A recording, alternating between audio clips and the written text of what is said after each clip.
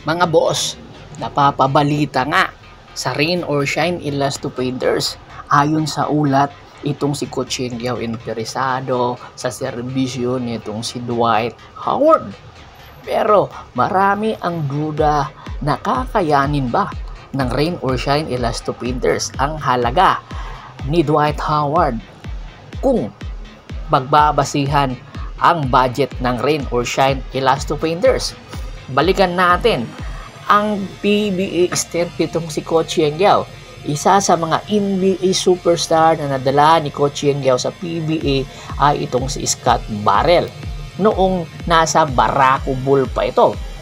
Kaya di katakataka kung gugustuhin talaga ni Coach Yengyao at ng Rain or Shine Illustrator Painters na makuha itong si Dwight Howard ay pwedeng makuha.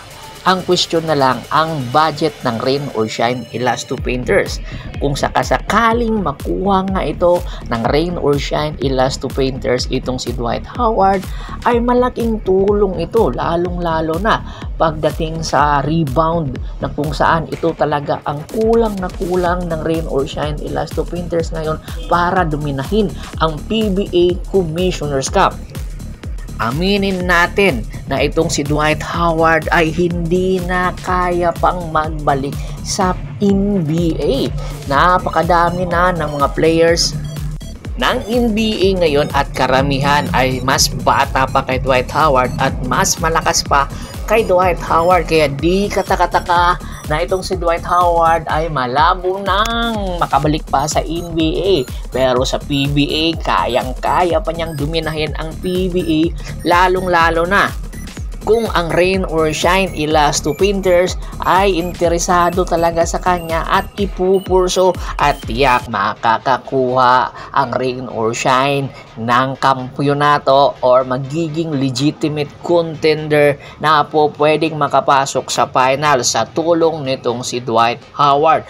Dahil ang piyesa ngayon ng Rain or Shine Illustrator Painters, ang tanging kulang na lang ay ang legitimate center na kung saan ang kanilang import ngayon na si Thompson ay nakukulangan ang mga fans dahil hindi daw gano'ng kalakas itong si Thompson. Kaya itong si Dwight Howard, kung sakasakali matuloy itong nasabing ulat na kumakalat ngayon, tiyak magbubulaga dito ang Barangay Ginebra San Miguel na kung saan tanging ang Rain or Shine Illustrator Painters at ang Northport Batang Pier pa lang ang nakakatalo sa East Asia Super League na miyembro. Ito nga ang Hong Kong Eastern. Samantala, pag-usapan naman natin itong si Christian Stan Hardinger. Napapabalitang si Christian Stan Hardinger ay pipirma daw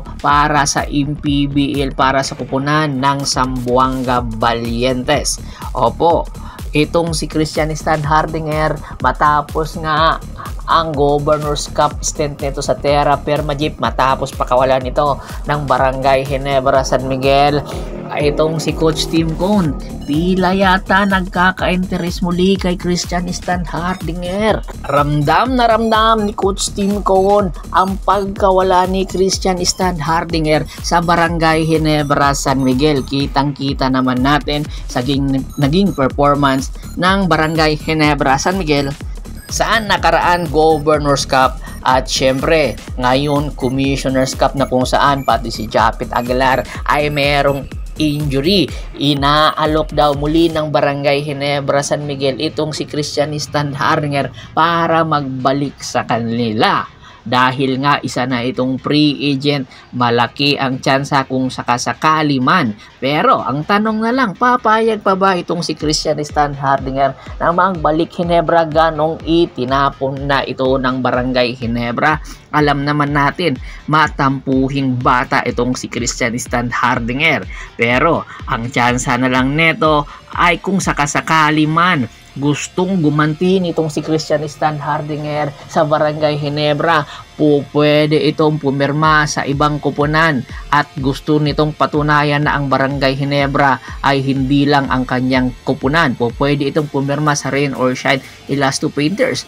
Magkakaroon talaga ito ng puwang sa Elasto Painters at mas lalong lalakas ang Elasto Painters kung sakasakali man.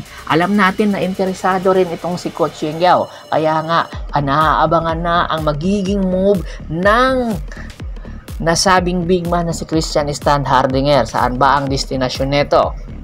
Sa MPBL or sa PBA na sa ibang kupunan yung independent team? Ano sa tingin nyo? Komento na sa baba ng video at pag-usapan natin yan. Once again, this is Percival Monteron at your service. Don't forget to subscribe my sports channel at don't forget to click the notification bell button para nga maging updated palagi sa kwentuhan. At bago pa natin tapusin ang ating kwentuhan, shout out muna tayo sa ating mga solid na followers na laging sumusuporta sa atin kay Kagawad at sa kinudukusin ng Hagonoy Bulacan. Anthony Lucky Alon, Ronald Bersuvidad, Adrian Dulay at sa Dulay family, Malyari Mascareñas at sa Mascareñas family, Ricky Lanza ng Ricky Rider TV ng Tansa Cavite. Merry Christmas po sa lahat ng ating mga followers. Pakibisita na rin po ng aking Facebook page na Half Press PH, Paul Goso, Boss Tor at Boss Idol para maging updated kayo palagi sa lahat ng sports kwentuhan. Hanggang sa muling kwentuhan, maraming salamat po.